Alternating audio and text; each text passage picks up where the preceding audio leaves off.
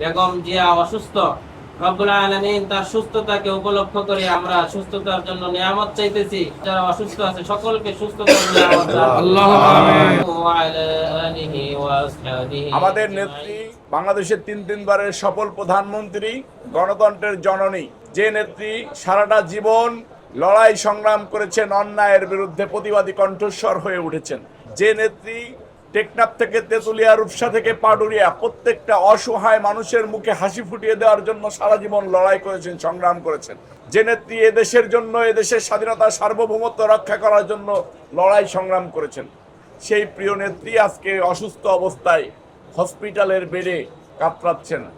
আমাদের প্রিয় নেত্রীর জন্য ঢাকা মহানগর দক্ষিণ যুবদলের পক্ষ থেকে প্রত্যেকটা মাদ্রাসায় এতিম শিশু বাচ্চাদের সাথে একসাথে খাওয়া দাওয়া এবং কোরআন শরীফ তেলাওয়াত করে কোরআন শরীফ খতমের মধ্য দিয়ে নেত্রীর জন্য দোয়া চাওয়ার আহ্বান করা হয়েছে।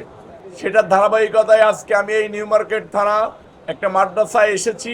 এখানে আমরা 600 বাচ্চাদের সাথে খাবার দাবারের আয়োজন করেছি, সাথে এইখানকার যে নামাজি ব্যক্তিরা আছে তাদের খাবার দাবারের আয়োজন করেছি, খাবারের আয়োজন করেছি।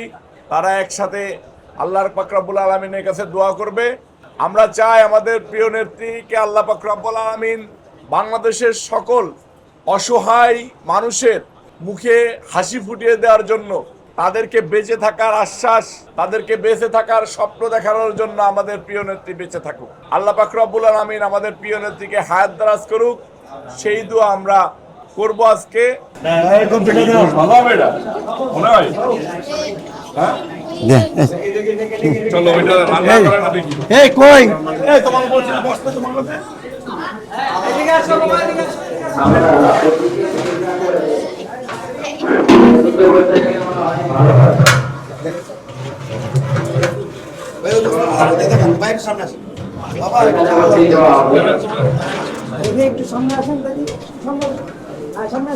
ঠিক আছে, চলে খাবারের